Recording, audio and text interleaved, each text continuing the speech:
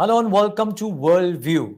Internationally acclaimed and followed research house, Gavekal Research, came out with a very interesting note last week. And I take an excerpt of that note to establish why we are doing the show today.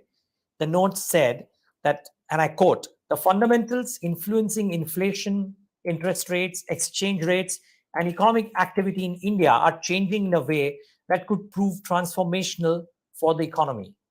We have the pleasure of having on Worldview today the author of the note, Charles Gav, on the show this month. Charles, great having you. Thanks for joining in. It's a pleasure. I'm in Paris. Yes. And in that note, Charles starts off by saying that he has not studied India too much in depth, but he understands the financial markets and therefore his thesis on what he's written in the note. Now, Charles, thanks for taking the time out, of course. What leads you to the observation that I cited above, that the fundamentals influencing multiple factors are changing in a way that it proved transformational for the Indian economy? Well, you see, I do believe that the economy is energy transformed. And if you can transform energy profitably, it's called a market. If you can transform, if you cannot, it's called a bear market. You see, that's the make a long story short. And the problem of India is that you were very short all the time of energy. You had an energy problem, which means that by logical consequence, you always had a balance of payment problem. You were always on the verge of having a current account deficit that would force the central bank to raise interest rates, slow the economy, and so on. So India could not grow to its potential because it had this lack of energy. And what we have had with the Ukrainian and Russian crisis is that suddenly you have access to the Russian oil. I think Russia is the second oil producer in the world. To a certain extent at a discount, which is fine, but mostly you are able to pay in your own currency, which means that the balance of payment constraint disappears for India. And that this is really a changing world for you. You can now grow. The only thing that you have to do is make sure that inflation doesn't go up, which implies that interest rates have to remain a little bit too high. And the currency has to be managed upward. So, with the long story short, I believe that India is moving from a situation in which the currency had a nice tendency to go down all the time to a situation in which the currency will probably go up structurally from now on. Okay. Let me try and ask you a few questions around that thesis, Charles. Now, firstly, India is doing the trade in INR for the while that the conflict is on. At some point of time when the conflict ends, the trade with some of the other Middle Eastern nations would also come. And I would reckon that it will not be as easy to trade with the Middle Eastern nations in INR the way it has been with Russia, because Russia is starved for buyers currently. Is that a problem to the thesis that you've just pointed out? No, you see, something has to be added to the paper that I wrote, is that Russia is selling its oil to China. That's the first thing that they did. But if you are Russia, and if you're selling your oil only to one client, China, you become very vulnerable. So Russia and India are now working very hard to establish something which is called the North-South Corridor, in which you have literally a direct link to Iran and going up almost to St. Petersburg, of a way of transporting the raw materials from Russia to India without going through the seas. It goes from, let's say, the Caspian Sea down to India almost directly. And this is also a big change for India, because for the first time ever, you will have access not only to the raw materials coming from Russia, but also to the raw materials that you have in Kazakhstan and Uzbekistan, because here you have the link between China and Russia, and it crosses the north-south corridor. So suddenly India is plugged into all the commodity reserves of Central Asia and Russia, and with your own currency once again. So it's absolutely extraordinary. Now, if you are a producer of oil in the Middle East, and you want to, you say to Russia, to India, no, I want to sell my oil in dollars, then India will be able to say, look, I have plenty of oil coming from Kazakhstan, from Russia, from wherever, and if you don't mind, I don't mind buying your oil, but in my currency, not in yours. So it changed totally the power. The big change that's happening in the world today is that the US had the monopoly of oil pricing in dollars, and this oil pricing in dollars is falling apart. And this is a big loss of geopolitical power for the US dollar. Suddenly, oil is not priced in dollar, but in whatever currency the buyer or the seller decide. And this is also a big, big change, because it means that, for example, the $500 billion that you have in foreign exchange reserves today, you had them mostly to be able to buy oil should the price of oil go through the roof or what have you. And now you don't really need them, because if you can pay oil in your own currency, why do you need all these foreign exchange reserves? Okay. Interesting thoughts there. Thanks for sharing those. So it means something very simple. It means that the Indian central bank had been managing India quite competently for years to prevent the balance of payment crisis. And you can exclude the balance of payment crisis for India now. It means that now the central bank can manage the economy, not to avoid a balance of payment crisis, but to have the optimum growth rate with a low inflation rate. So India is going to move from a stop and go policy.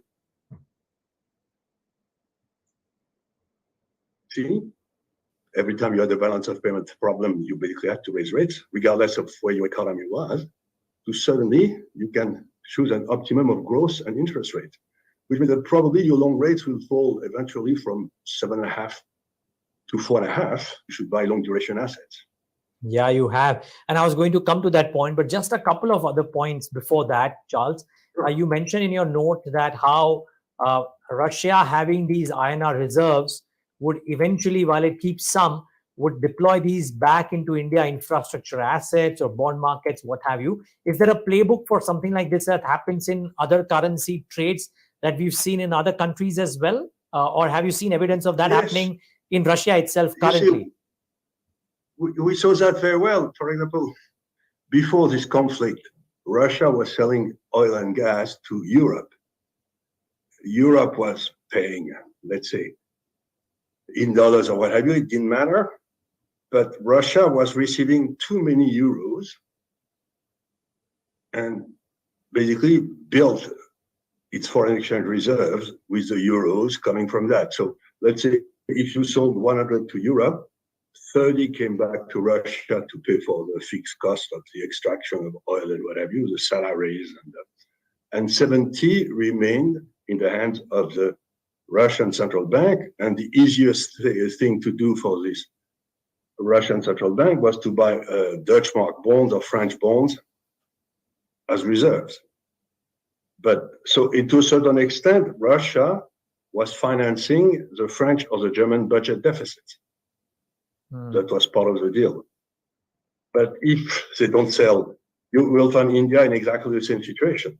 Russia will probably have, at least at the beginning, too many rupee, and they will then turn to the Indian central bank and say, fellows, can you give me some Chinese 10 years?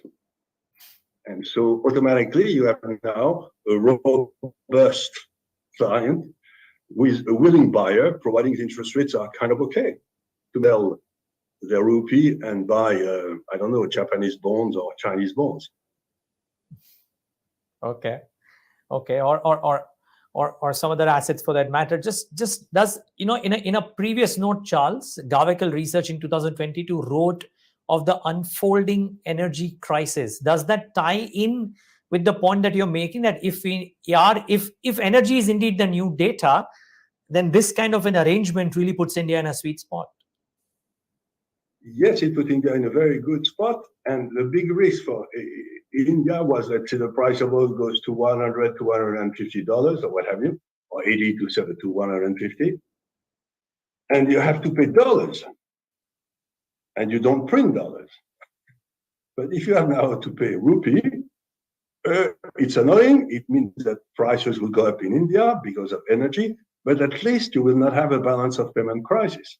The problem will be for the Russians that will have a lot of rupee and they will buy a lot of your bonds. So there is a kind of self-stabilizing mechanism here. Okay. So suddenly you get out of the clutch of this perpetual balance of payment crisis that you have been living through for 15 or 20 years now, easily. True. Charles, the other question that people who I'm not saying people scoff at de-dollarization, or people question the pace at which this can happen, simply because it is one thing to try and do trades in other currencies, but it's very difficult to enact them very, very easily. Also, in light of the fact that, the world chooses to use USD, not because there are no alternatives, but no other country would be able to run large trade deficits and open capital account, still maintain stability, so on and so forth. So do you see this expanding from an Indian perspective with other states as easily as it has happened with Russia? Well, yes, already you see China used to build all its foreign trade in dollars 5 years ago or 6 years ago. Last month, they moved below 50. So China is the biggest importer-exporter in the world, and they have moved in a matter of 2 years from billing 100% in dollars to billing less than 50. So what I'm trying to tell people, I've been doing a lot of work on the reserve currency notion, is that the reason why we had reserve currency in the past is because these countries were the only one, first the British pound and then the US dollar, with deep bond market where you could really invest your reserves. But in today's world, you don't need that. Russia has accepted to have their trade surplus with India being settled in rupee. So you don't need to go through the dollar. And the problem is that the dollar has been weaponized by the US authorities for the last 15 years. First, if you do a deal in dollar outside of the US between, let's say, India and Sudan, let's say, or what have you, and if the Americans don't like Sudan, they may sue and block the payments of India in dollars, which they have done to quite a few countries. So this externalization of the US law to the rest of the world is not acceptable because it's a total loss of sovereignty for all the nations in the world. What I'm trying to tell you is that a nation is sovereign, and once you have earned your foreign exchange reserves, they are yours, and the US government has no reason and no justification to see what you do with your reserves. They are yours, period. But since 2012, the Americans have decided that, yes, they could block your trade, and they can block your trade very easily through, if they don't like you anymore, they can block your trade. They simply prevent you from using SWIFT. So they block the dollars, they block you for using SWIFT, and you are cut from world trade. This is not acceptable. So what it means is that the Americans have shot themselves in the foot big time, and that now most countries are going to try to go to the bilateral trades, not going through a third currency. So that's the biggest geopolitical change that I've seen in my career. Suddenly, the Americans have built a world in which it is dangerous for your wealth, if you're a normal nation, to deal in dollars outside of the US. And this is something I never understood why they did it, but they did it. And so what it means that everybody now, the trade between India and China, which used to take place in dollars, will take place either in yuan or rupee, but they will not go through the dollar, and they will not go through SWIFT either. It's a question of survival. Yeah, and Charles, in some fashion, that ties in with a note that you had written. I mean, please excuse me for not remembering the exact date, but it was titled "This Time It's Different," wherein you had spoken about how, giving the example of the SNB, Swiss National Bank, saying that they are parking their dollars back into the US, and the trade metrics have now changed relative to what this was. Yes. So what you're saying right now ties in with what you had written then too.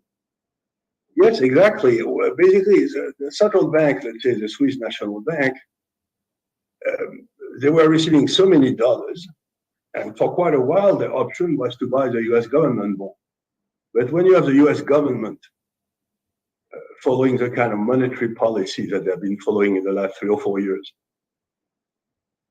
or 10 years, in order to take the value of the dollar down, so you think, okay, I'm receiving dollars, and the value of these dollars, the purchasing power of this dollar keeps going down. So the Swiss National Bank decided some time ago, I'm not going to buy bonds anymore. I'm going to buy shares in the US, because at least I will have some kind of a property right on these shares. On the bonds, I know that I will lose money. On shares, I may lose money and make money. It's a little bit, over the long term, I should make more money on shares than on bonds. So yes, what I'm trying to describe is a rapidly accelerating loss of confidence by the international community on the US dollar as a reserve of value. So you say, if the dollar is not a reserve of value anymore, why should I keep my reserves in this currency?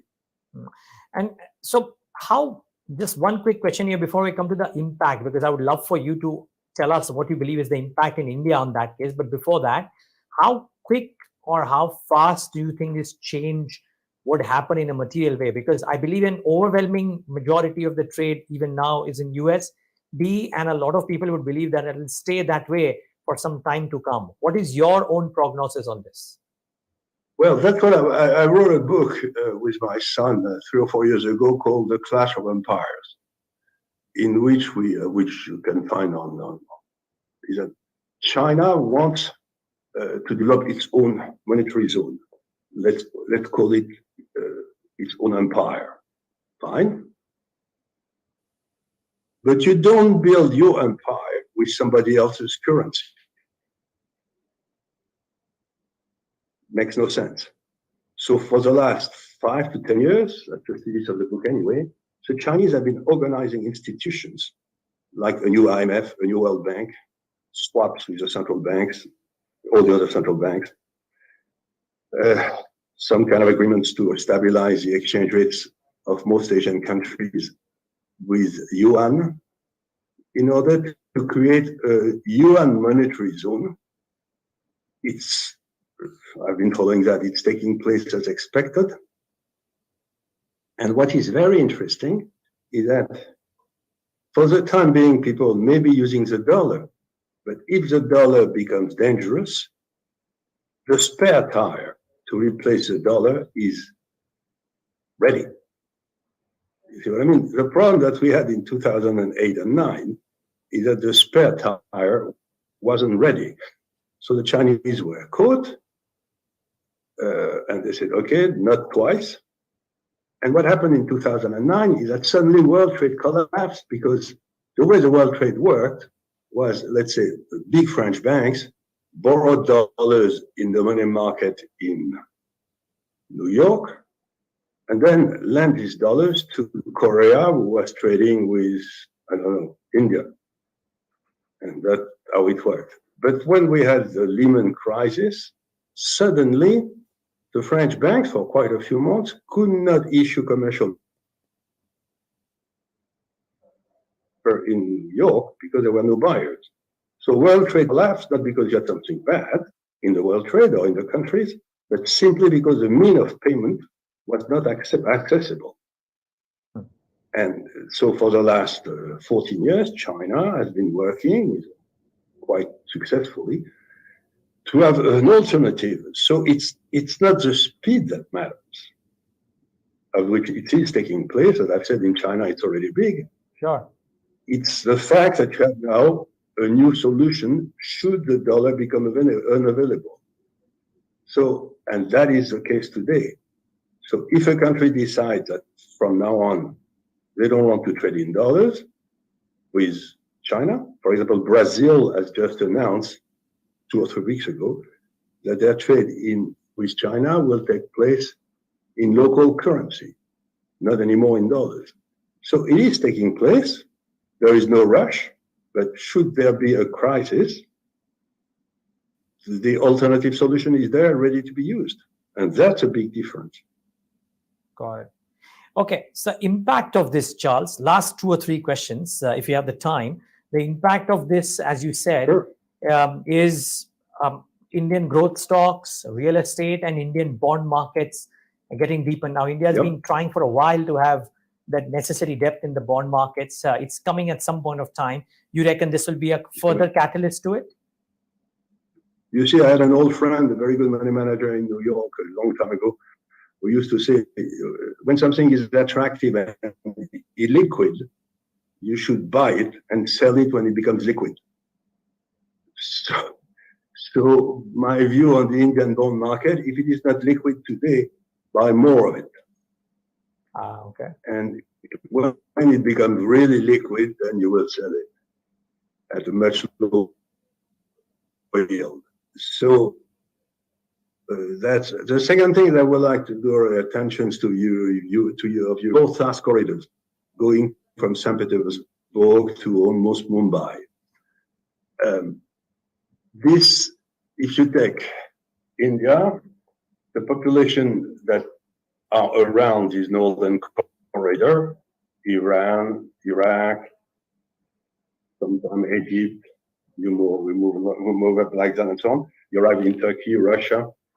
This is going to be the biggest growth area in the world for the years to come. You're going to have the biggest capital spending boom that the world has ever seen taking place there. 200 miles on each side of this north-south corridor. So India will be, this is what I'm saying in a new note that will be published in the next few days. I'm saying, in fact, the growth of the world will take place around the Indian Ocean. The Pacific, it's done. Now the time has come for India, Iran, Iraq, Turkey, Russia to be in an incredible boom, because they will start to trade with each other, which is something that they haven't done for ages. So so what I'm trying to say is that what happened, the result of that Ukrainian-Russian crisis is to have moved very perceptibly the center of the world growth from, let's say, China to India, Iran, and Russia. And that's going to have a massive political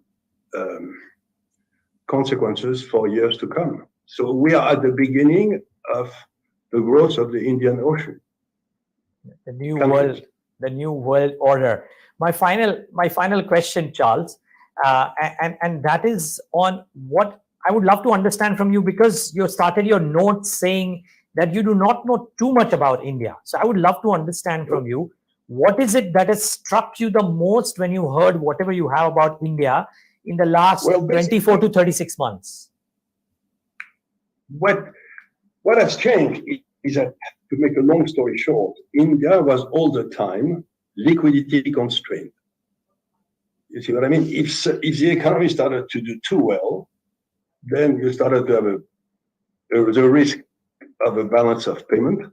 Central bank had to raise rates. So it was a kind of stop and go policy. You really had to sell India when India was starting to do well. That was basically the story. My view is that this time, with the fact that they have no foreign trade constraint anymore, India, instead of being constantly a cyclical play, becomes a structural play. And I don't need to know anything about India to make that statement. The only thing that could happen is that you could have some silly politicians finding a way of creating a problem in India while there is none. You can always trust the politicians to do such things, but I'm making the assumption that you're not going to do it. Got it. Got it. I've seen Europe committing suicide. I've seen Europe committing suicide, so I hope India will not. But I think you may be too smart to do it.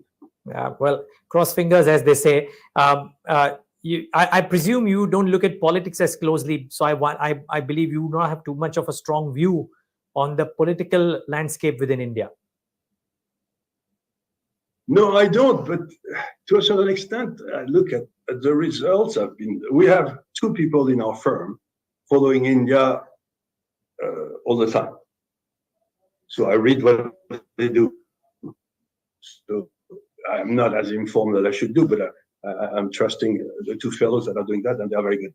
One of them is Indian, by the way. So I'm looking at that, and I say the policy followed for the last 10 years or so has been pretty good, reasonable. And of course, to conclude, if you could strike some kind of a deal on the monetary side with China to basically play the game of the strong currencies altogether in Asia, the cherry on the cake would be if you could start to have a, let's say, normal relationship with China. The world will be yours. I hope the Chinese are also listening into this whenever it plays out. But Charles, this was absolutely lovely talking to you. Thank you for talking to us today. It was a lovely note. It was a lovely interview. And we hope to have you more often on our platform, Charles. No problem. Thank you for your time. Thank you so much. Thank you for your time. And viewers, thanks for tuning in to this episode of Worldview.